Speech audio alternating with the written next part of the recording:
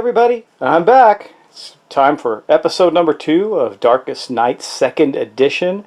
This is the prototype beta version, meaning that this is not the, even though the artwork I believe is final, the board itself is just on folded cardboard, nothing fancy, just kind of the same stock as like a playing card or something like that. And all the components are considered to be prototype, even though they're quite nice. If you're watching me play this and you didn't know any better, you'd think it was the final version because it's beautiful.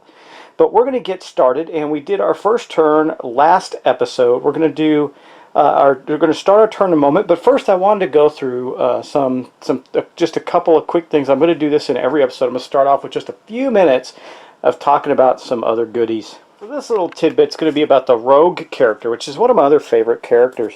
And I wanted to go through his starting abilities very quickly, plus some other things, and show you that there are changes in some of these base characters. Now, in their normal one, like this one, Vanish is one of his normal abilities. Tactic, it's a tactic to elude with 2 dice and gain a secrecy.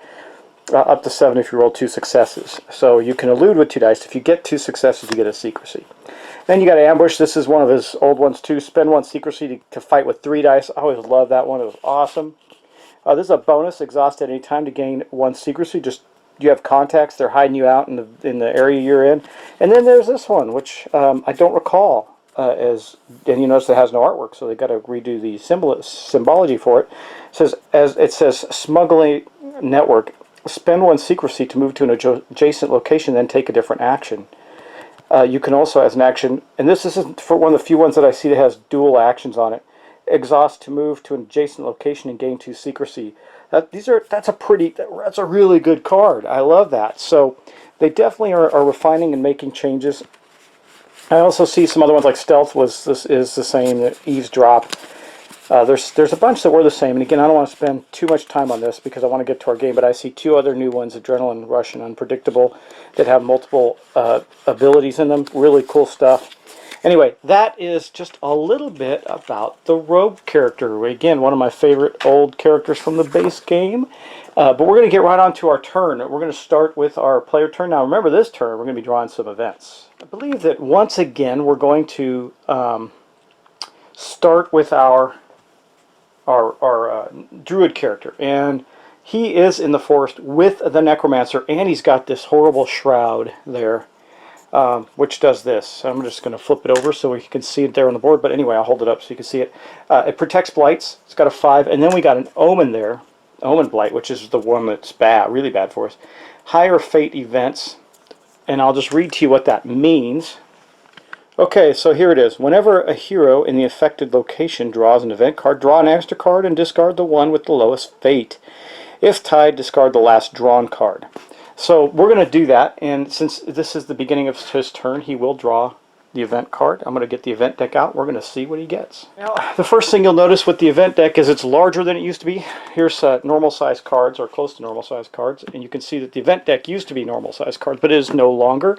I did shuffle this, but I'm just going to cut it for posterity's sake. We're going to get right to it. We're going to draw our event card, and the first one is Panic. It says add 1 marker to the current quest in play. If there is no quest in play, then instead draw a quest, roll 1 die to determine its location, then add 1 time marker. Or that's a fate value of 4. This one has no fate value.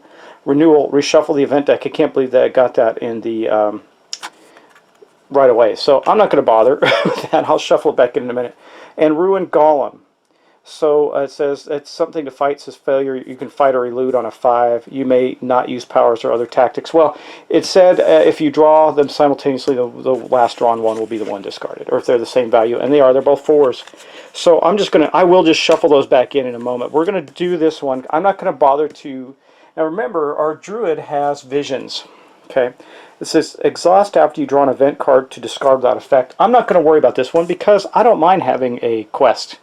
So we're going to get the quest deck out. We're going to draw it. Now it's going to be a little tighter to get it done, but since we have to take that Nexus out before we are able to take out any blights, we might as well do this.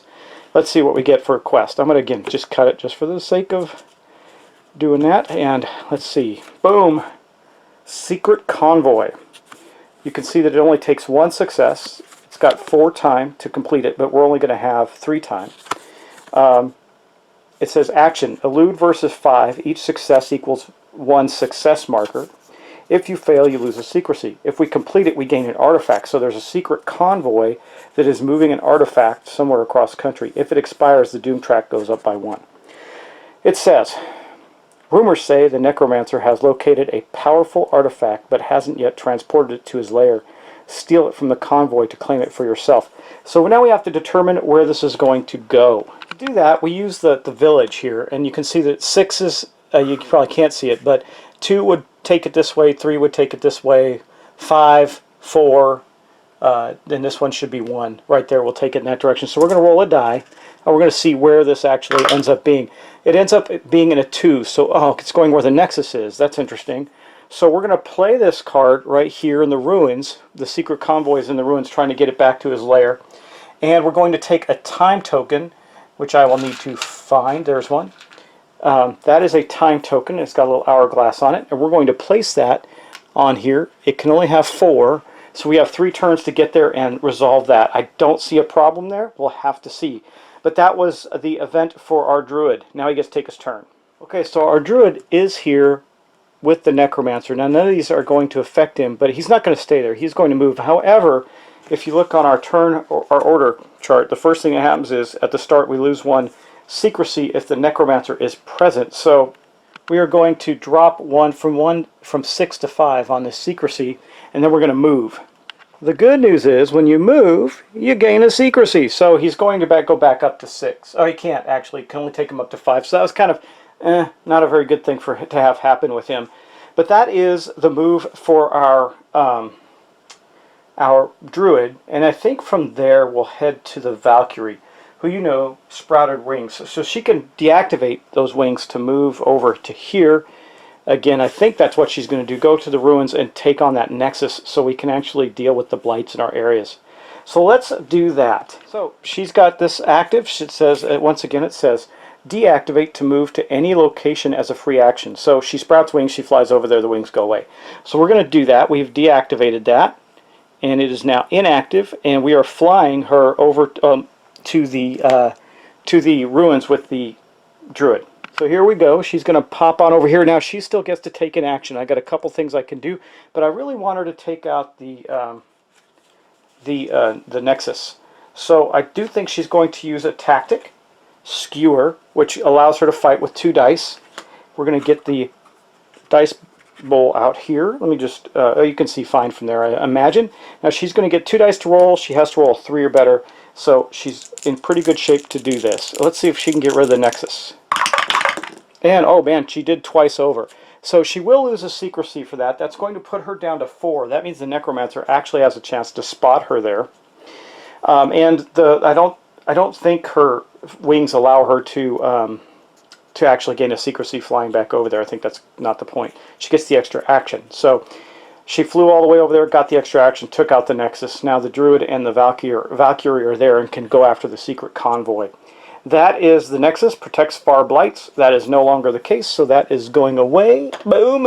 And that is the end of the Valkyrie's turn. Again, she did lose a secrecy. She is down to 4, but she did her thing. And I'm going to flip her token over to the moon side to know that she has been activated and is done. I think the Tinker next. Let me look at the Tinker's cards. I'm going to put them up on screen for you so you can see them. He's got his Surveyor gadget. I'm thinking about activate, but that's an action. I could just roll there. It's only a 3 difficulty to roll. But if he activates it this turn, he'll have the bonus, and then you can get an extra die when attacking the Blight next turn, as long as he doesn't move. That's an option. Or he could do that and go, or he could go to the castle, which has even lower search difficulty, and not have as high a risk of having the Necromancer come into his space. Well, no, he'll lose a turn if he tries to get out of there with the webs. So I think that's what he's going to do. But first, you know what we got to do first, right? And the Valkyrie, now I did not draw an event card for the Valkyrie, and you know why? Because she started her turn in the Monastery. So she didn't have to draw an event card, but our Tinker does. He's got no way to avoid this, so we'll see what it is. Grim Tidings, draw a quest, roll 1 die to determine its location. Well, that's interesting because you saw me, I had to reshuffle that, so to get 2 quests and rolls. Very interesting. Okay, we're going to put that there. This isn't terrible because quests are usually effective for us and purposeful. What do we get? The mourners. That's a neat picture with them holding the flowers in the rain. Okay, it's neat. Who requires 4 successes, 6 time.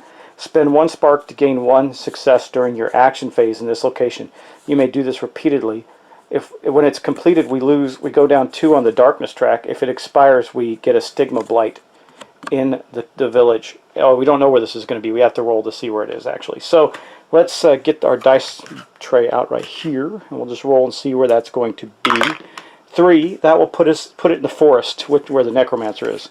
So there's a small village in the forest where mourners have gone. We can go there and spend sparks to take care of that. We got some time on that one, though. And then we'll discard this event. And now the Tinker gets to take his turn. I think his turn is going to be fairly simple. I think he's just going to activate that ability. So he's going to activate his Surveyor gadget. So it says activate and search with 1 die. This is what happens with the action. So he's going to activate this. He's going to get to search with +1 die, so 2 dice, but he has to subtract 2 or 1 from each die roll.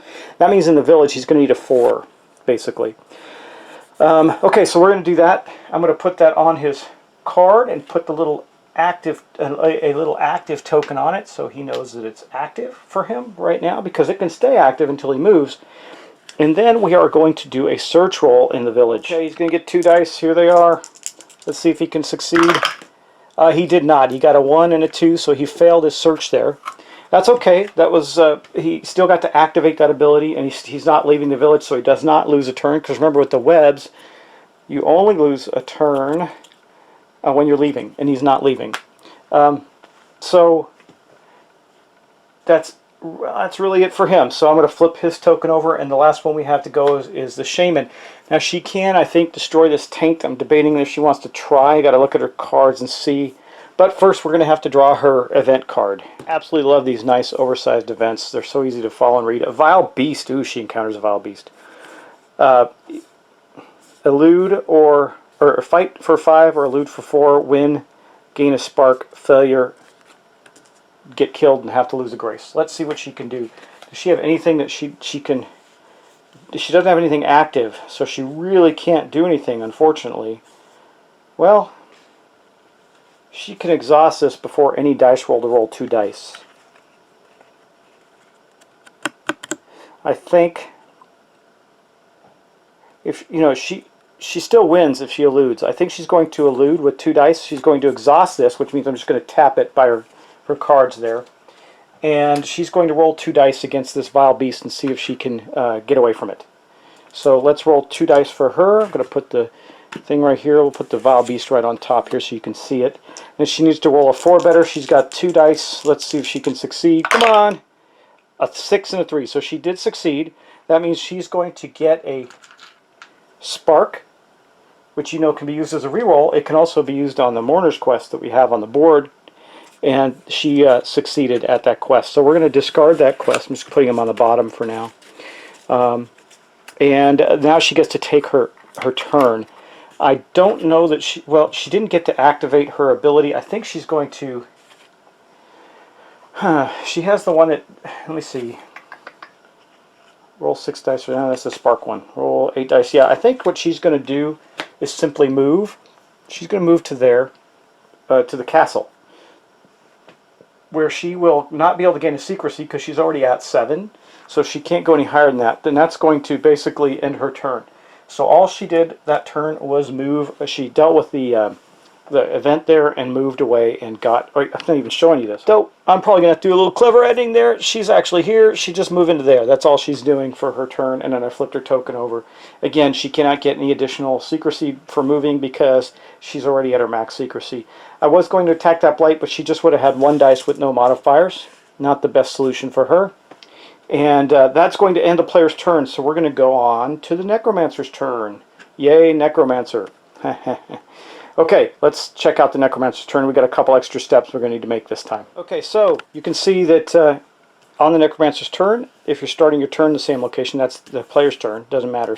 But during the Necromancer, we already did that when the Druid started the turn with the Necromancer. During the Necromancer's turn, we're going to increase the darkness by 1. It is now up to 3. And then we're going to add tokens to the quest. Since we have one right there, I'm just going to add one right here to this quest, and then I'm going to add one more to this quest, so we now have 2 of 4 on that one. And then after that, we're going to roll 1 die for the Necromancer and see if he detects any of the heroes. The only one he can detect right now is the Valkyrie, so we'll see if he does that. He still has to roll better than 4, so he has to roll 5 or 6 to detect the Valkyrie. Let's see if he does detect the Valkyrie. A 1, he didn't detect anybody, but he did move in the location of a 1, which I was a little afraid of this, because our guy's still there. It's going to tangle with him next turn, but the Necromancer is moving to there, and we have to draw a map card to drop a new blight in that location. Let's see what befalls the village. That's going to be right here. Oh, the flux cage. I think that one is terrible. Let me check. Hold on. Here's the flux cage, and what does it do? Lose 1 secrecy entering and leaving. So right now, if you got the webs and the flux cage. So if you leave there, not only do you lose a turn, but you lose a secrecy. Right now he's okay there. He will lose a secrecy next turn because the Necromancer's with him. And we're starting to get Blights piled up. Here's our village. You can see the 2 Blights there, the Necromancer's there, and our Tinker's there. Now, what I'll say about this is, now one thing I didn't go over, because I'm kind of assuming that most people know how to play the game. At least I hope. The lose conditions for the game. The lose conditions are if ever there's a time when the monastery has 4 blights in it, you lose. That's one of the lose conditions. And if I think, I gotta check. I think that if a character dies, you also, dies. I think you lose the game as well. I don't. Maybe that might not be right. Oh, if the darkness track gets to 30, you lose. Yeah, there's a couple ways, but anyway, the biggest way is the blights in the monastery. Well, you say, how do you get blights in the monastery? Well, once any location has 4 blights in it, the new blights will go to the monastery, and that's why the blights do show, or the map cards do show a blight in the monastery. See, because if there are 4 blights, they will start going there. And that is a bad thing for us. So we don't want that to happen. That means we do need to continue to conquer blights as well as prepare to fight the Necromancer. Anyway, that was a full turn. It doesn't look like that took us too long. I suppose I could do another turn, or I could make it a quick turn. I don't know. I say let's make it a quick turn. I'll get this one posted so I have them coming out fast and furious, and I'll get another one recorded immediately so we can have a couple backups and keep them rolling. Anyway, guys, thanks for watching. I hope you're really enjoying this. Again, as you can tell, it is Darkest Night.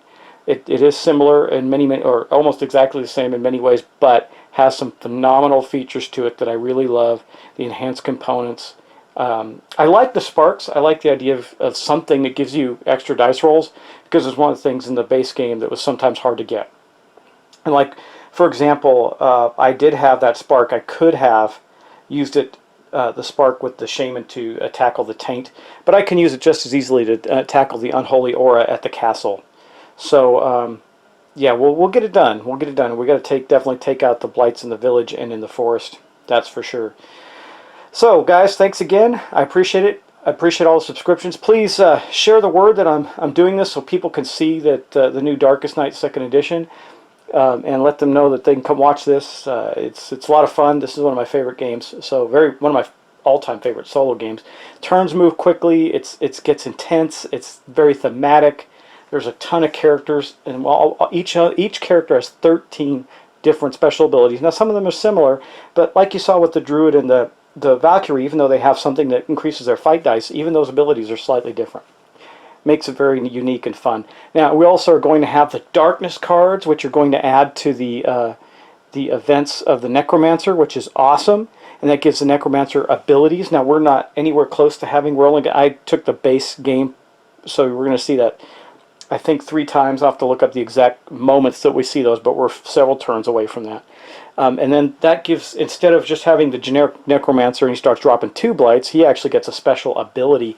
And there is no small stack of those. As you can see, this is the Darkness deck. And I'll give you an example of one. Let's just pull one out of the middle and look at it.